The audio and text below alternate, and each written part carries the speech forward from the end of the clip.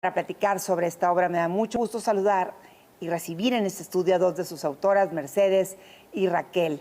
Mercedes, directora de Reinserción Social de La Cana, y Raquel Aguirre, cofundadora también de La Cana. Mercedes, Raquel, buenas noches, bienvenidas. Buenas noches, muchísimas gracias. Cuéntenos por qué este libro, o sea, me imagino por qué, a raíz de lo que se dedican, pero ¿por qué plasmarlo en un libro?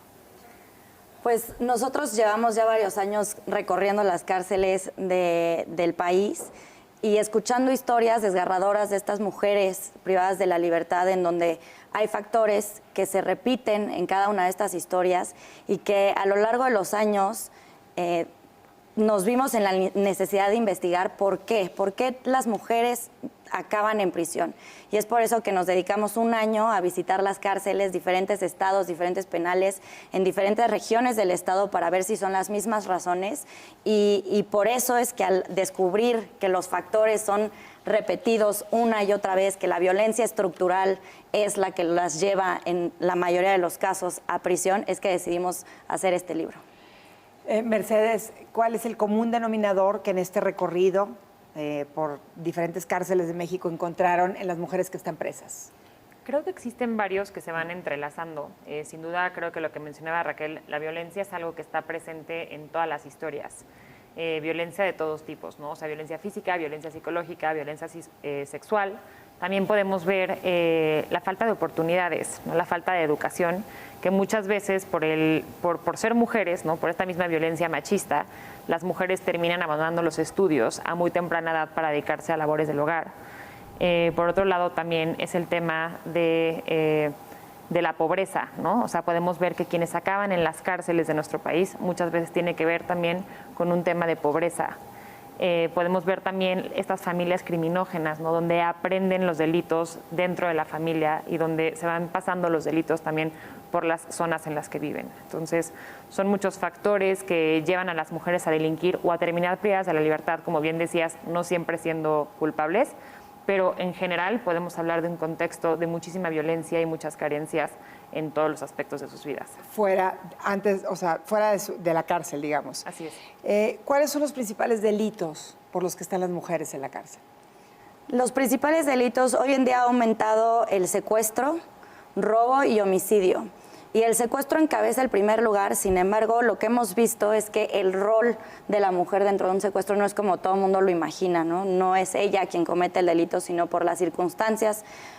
Sus parejas son las que cometen el delito y ellas están con ellos, que son también víctimas de violencia. De hecho, una de las historias del libro es precisamente esto, como a los 15 años, por sus papás, se compromete con un señor 30 años mayor que ella, que se dedica a secuestrar, sale del núcleo familiar para seguir siendo víctima de violencia, y al final, al momento de detener al hombre, pues la detienen a ella y a ella la sentencian a 40 años de prisión sin haber ni siquiera participado, ¿no? Entonces, la verdad es lo que vemos son delitos de alto impacto en muchas ocasiones, pero muchas veces su participación ni siquiera es en la comisión del delito, sino en las circunstancias que rodean a esto. En este libro, ¿qué encontramos? Diferentes historias. Seleccionaron algunas de las historias y ¿en base a qué? Justo, eran demasiadas historias. Cada historia que pudimos entrevistar y que hemos escuchado a lo largo de estos años es una historia valiosa que tiene que ser escuchada y que tiene que tener voz. Sin embargo, lo que queríamos en este libro es poder ejemplificar temas que consideramos como más importantes, ¿no? O sea, cuál es el contexto antes de entrar a la cárcel, cuáles son los roles de género que tienen las mujeres en la delincuencia, qué pasa con todos estos mitos del amor romántico que muchas veces las llevan a estas relaciones poco saludables, tóxicas, violentas, que las llevan a la delincuencia, qué pasa con el sistema de justicia en nuestro país y cómo no se juzga con perspectiva de género. Y a partir de estos temas escogimos historias que podían representar de una manera muy realista todas estas cosas y todas estas causas que llevan a las mujeres a estar privadas de la libertad. ¿Hay un promedio de edad en estas mujeres presas? La verdad es que no. Todas las edades a partir de los 18, y lo más interesante es que independientemente de la edad, de la zona, de la clase social, están privadas de la libertad por causas muy parecidas y con violencia desde sus infancias. Además, condenadas quizá en sus historias de vida cuando son madres, muchas son madres, a que sus hijos repitan esa vida que ellas han tenido, porque cuando tienen a los niños con ellas en prisión, pues hay una edad a la que se los quitan. ¿Y qué es de esos niños? Entonces, ¿cómo cambiar estos contextos que van a seguir llevando a estas personas menos afortunadas a a delinquir y terminar en una prisión? Porque además lo curioso es que las cárceles están llenas de los más pobres, ¿no? Y justo es lo que intentamos visibilizar, ¿no? O sea, en muchas de las historias podemos ver cómo esta violencia machista no es cometida únicamente por el hombre, ¿no? También es cometida por la mujer, porque son aprendizajes y son patrones que traemos desde hace mucho tiempo. Entonces, para poder visibilizar esto, primero hay que reconocer que esta violencia no es normal. Y mucho de esto es lo que buscamos a través del libro, ¿no? Como que se entiendan las historias y que se entienda la importancia de trabajar con las mujeres en temas de reconocimiento de la violencia que viven.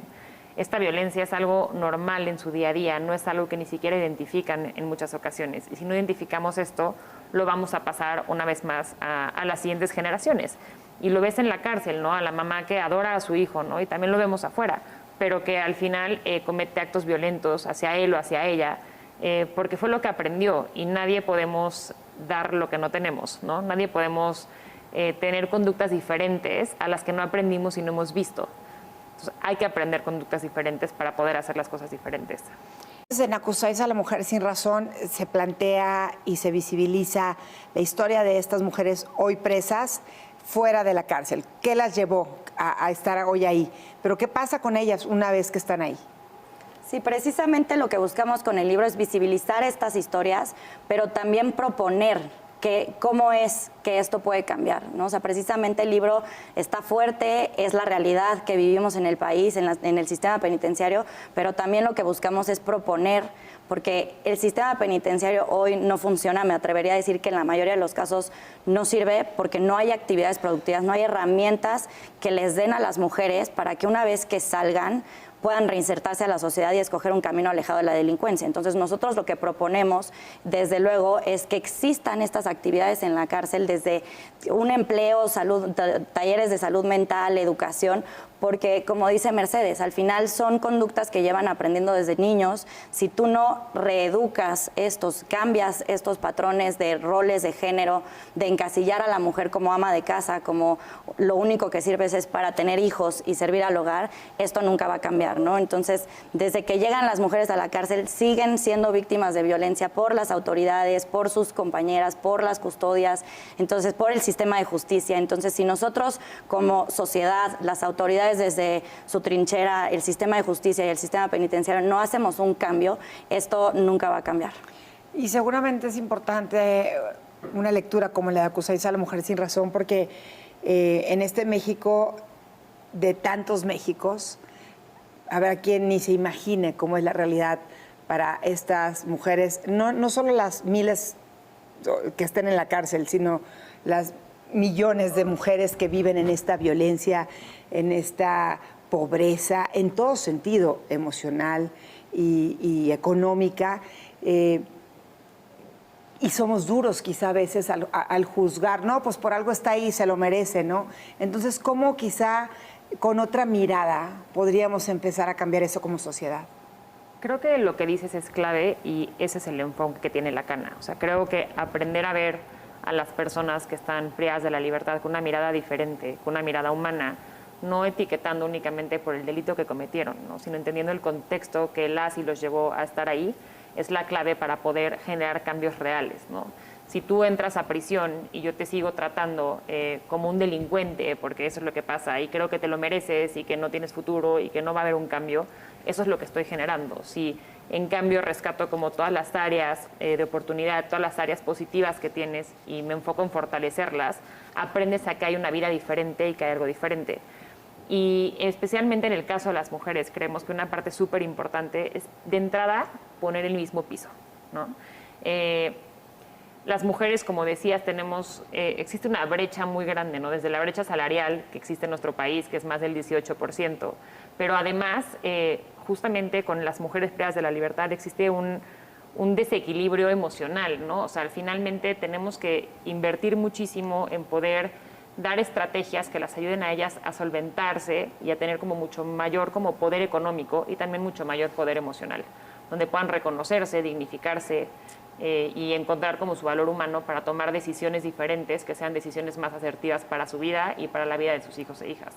Sí, sobre todo eso, sus hijos e hijas que son quienes, si no cambiamos hoy el panorama de quienes somos estas mujeres y estas madres de familia, pues el futuro cercano para México no se ve nada favorable en una sociedad sumamente violenta y por donde, yo siempre digo, es como un rompecabezas de miles de piezas que por donde empiezas, pues empecemos por esta empatía, quizá, Claro. por la educación y por las oportunidades, por otra mirada, ¿no? Sin duda, sin duda. Pues que así sea. ¿Dónde está ya Acusáis a la Mujer Sin Razón? ¿Dónde lo podemos encontrar? ¿Ya está a la venta? Ya está a la venta en todas las librerías, Gandhi, Péndulo, en Amazon, Kindle. Ahora sí que en donde ustedes lo busquen ahí lo van a encontrar. Se los recomendamos, está fuerte el libro, pero es la realidad que vivimos hoy como país, el sistema penitenciario y desde luego todas las mujeres de México. Pues a leer Acusáis a la Mujer Sin Razón, a adentrarnos en una de las realidades más duras y dolorosas de este país, lo sabemos y lo vemos todos los días, desgraciadamente. Y gracias por visibilizarlo, porque yo creo que es el primer paso para que las cosas cambien. No, muchas gracias a ti por el espacio y por ayudarnos a poder llegar a más personas y visibilizar las historias de las mujeres. Que así sea. Muchas gracias, Mercedes, Raquel. Mercedes Becker, directora de Reinserción Social de la Cana, y Raquel Aguirre, cofundadora también de la Cana.